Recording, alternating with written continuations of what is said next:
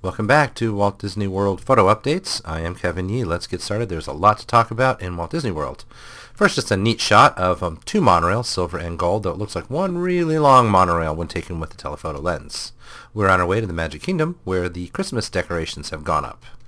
And as you can see, the wreaths are in place, although the tree in Town Square is not in place as yet. They are doing the holiday parties in the evenings. That's why all the decorations are up early. Over on the train, we're looking at the former Toontown area, Mickey's Toontown Fair, and this structure here will be a train station, a full-size train station for the eventual Storybook Circus. And they will still have this kind of themed covering here, at the moment not yet themed. Former Goofy's Barnstormer, soon to be Great Goofini roller coaster. The Enchanted Grove restaurant next to the Mad Tea Party has become the Cheshire Café. It's been under a themed scrim for a long time, and you can see they've taken out the tables. Hopefully that's temporary. And they've added a different roof color to the top. They haven't changed the menu, though. The lemonade slush, for which they're famous, is still there. And here's their sign on the reverse side of the restaurant. Another look into the Mickey's Toontown Fair area. These were two of the tents, and there's a green structure, a building even further back in the back than that. And there's another view, the side view of the building that will be the train station. Here's a structure that we've seen before out in front of the aerial ride, but the bridge is new. And we're seeing that the walls have come a little bit closer to Winnie the Pooh, and this is giving us a better view, perhaps, of the Beast Castle and the other buildings under construction. There's the Beast Castle now, and it has looked this way for several months, probably stay this way. A clump of trees where the trees used to block everything, now they're all concentrated in one spot, and you'll see why in just a few moments. Another view of the aerial ride, and some of the area buildings for which we don't know exactly which is going where. And a view of the Dumbo in the foreground, the Beast Castle in the background, and the construction wall. This will look unusual to us once Dumbo moves. Here's the reason for those clump of trees. We're on top of the Pinocchio Village Haus, and if these trees weren't here, we'd be able to see directly into that ditch, which is the Seven Dwarfs Mine Train that we showed you previously, and they obviously don't want us to see that. This sign looked new to me. It's at Small World in the indoor-outdoor queue, just as we're rounding a corner to go down into the ride. And we're at the Haunted Mansion, where they do have new signs. They've been there for a couple of weeks now. In the extended queue, this sign of open for visitation is new. Looks aged, though. The speaker inviting you to talk to the book, this is kind of a video or audio capture technology, has mention here of Harper Goff, one of the Walt Disney era Imagineers. And then directional signs telling you to step to the right again, and then finally to the left when you rejoin the regular queue. The Frontierland Shooting Gallery has reopened. We'll see that in a moment. In the meantime, the area just to the side has more of the Sorcerer's game icon and some cameras on the sides. And I'm starting to think that the dual cameras are necessary for perhaps motion capture. Maybe they're going to do something along the lines of the Microsoft Kinect game. Next to the Frontierland Shooting Gallery, the Frontier Trading Post has got its scrim walls up. Another Sorcerer's moment, this one next to the Pirates of the Caribbean, and again the dual cameras. And I always marvel at the time and effort they take with these themed scrims. It lines up perfectly, although I guess I wasn't standing in exactly the right spot. It's really appreciated that they take the time. Here in the final scene of the Pirates of the Caribbean, here's the dog with the key. These boxes, and I know that they're blurry and hard to see, are new, and it's not known whether they're part of the Sorcerer's game or part of Next Gen in general, but one assumes they're going to react to RFID tags, and RFID will be in our update again. Sleepy Hollow Refreshments have new waffle sandwiches, sweet and spicy chicken on waffles or ham prosciutto and Swiss on waffles. Both were really delicious, and this is worth the price. We'll be back for that. On our way out TTC one evening, we saw this sort of haunted mansion themed chalk drawing, and you see it's Minnie Mouse. It's telling us to hurry back. This is actually right next to the same spot, although taken at a different day. These are video screens now that show menu boards, and they're not on all of the ticket booths, just on the first one closest to the shop in the TTC. Back on Main Street, the Christmas decorations now include the wreaths as well as some of the window dressings, although they have not put up Mickey's Christmas Carol in the Emporium windows this year. A giant themed scrim down one of the Center Street aisles. And here the Frontierland Shooting Arcade is back, all new signage. And you see that the inside is essentially the same. They haven't changed anything in the inside.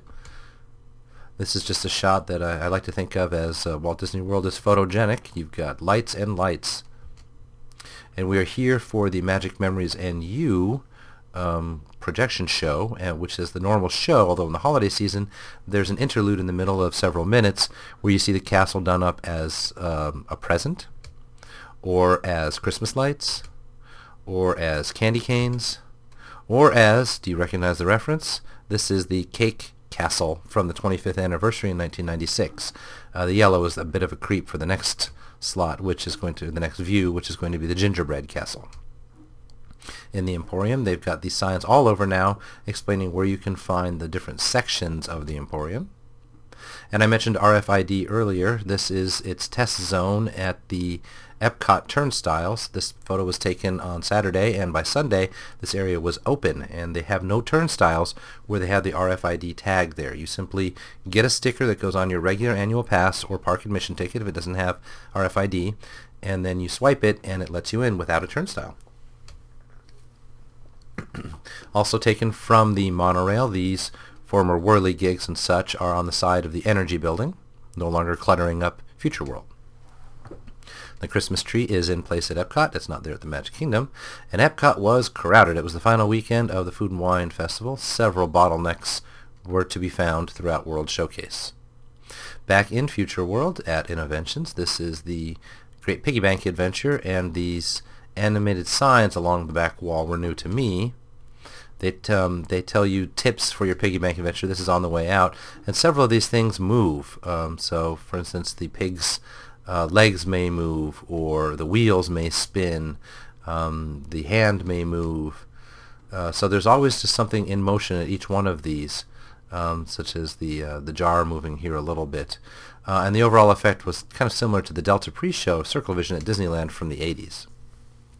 I hadn't noticed this before. It's probably been gone for a while, but these two stations here had previously had a kind of bubble over the top, like the cone of silence from the old TV show, where you could hear only if you were standing directly underneath this bubble, this clear plastic bubble. That's just gone now, and the thing is empty. I was stuck for a few moments here at Spaceship Earth. This is the woolly mammoth or elephant perhaps, being attacked by Neolithic peoples. And this is a shot that's very hard to get, so I thought I would take it while I was stuck there. Still didn't turn out very well. Osborne Family Lights are now up and running at Hollywood Studios, and this is one of the star attractions in my mind this year. This is always there, this canopy on the San Francisco street, but it doesn't always dance in a way that looks like the Fremont Street experience at Las Vegas, if you're familiar with that in Las Vegas downtown. So they really upgraded the technology on this side of the Osborne Lights. It might make you feel like you want to conduct it. Here at the Photo Pass location, Osborne Lights, they've always had a problem with people walking in front, so they've set up these Tensa barriers so that now they have a clear shot. Every year it's a bit of a hunt to find the cat, and they move the cat around every year. And here's something new. Since Jennings Osborne died within the past year, they've taken one of these Blue Angels and made it completely white. Now, it didn't really turn out very well in the image here, but it's one of two tributes, and here's the other. Osborne was a big fan of the Razorbacks football, and so here is a Razorback pig installed at the Osborne Lights as another tribute to Jennings. Look hard, and you will find Jack Skellington. At Downtown Disney, the Festival of the Masters was this past weekend, and you can see the booths lined up.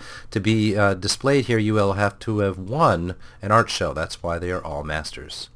We're going to bounce around a little bit between daytime and nighttime. This is a view of the restrooms on the side of World of Disney. You can't get to the bathrooms from within World of Disney anymore. Around the other side of World of Disney, a rather bland corporate Disney parks theme. I wish they would do something more interesting there. On our way to the Earl of Sandwich, where the holiday turkey sandwich is back. Always sort of a key thing in our family, with turkey, stuffing, cranberry, and even gravy all in one sandwich. Just outside the Earl, they've got a tree that always has toys on it, except this year, no toy ornaments.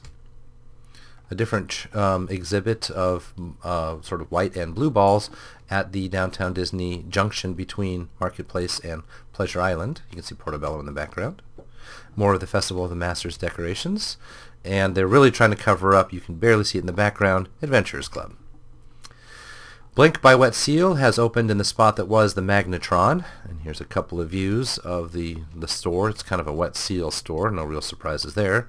Sunglass Icon has undergone a real transformation into what they call a flagship store. These are colored lights around the outside, and they match the colored lights on the inside as well. And they're really trying to upscale, and they've got very expensive glasses for sale here.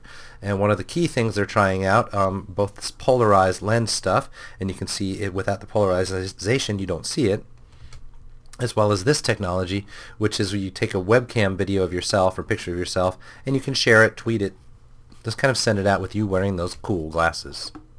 And then Magic Masters next to AMC has been replaced by Something Silver. This is a shop that's kind of a jewelry shop with lots of silver things, many of them lower priced, $4 items, bracelets and bead bracelets. They didn't really go all out, however, in renovating. You can see some of the beams and such are starting to look kind of old in the area. Around the other side of AMC, I enjoyed this kind of Muppets chalk announcement or advertisement. They've got that movie coming up, more of the Festival of the Masters banners. And we're going to poke our heads now at some of the Vinylmation that's new, or at least new since I've covered it. The Alice in Wonderlands are available. Parts of the Caribbeans, here are the Parts of the Caribbean ones are available. The Park 7 Vinylmations, some of the ones I haven't seen before with glasses. And then these are the Park Stars ones, which as you see don't conform to the Mickey Mouse shape, but you get things really from the past, like Figment, the Horizons Robot Butler. I like the Ice Skater, he's not from the past, the Yeti, and the Haunted Mansion Bride. And then there's this Minnie's House, which is still on sale, despite the fact that there is no Minnie's House anymore. Since we're talking about merch, I thought I would snap a picture of this Haunted Mansion 40th Anniversary t-shirt I saw outside the Haunted Mansion. That brings us to the end of another week. Thanks again so much for your attention, and we will catch you next time.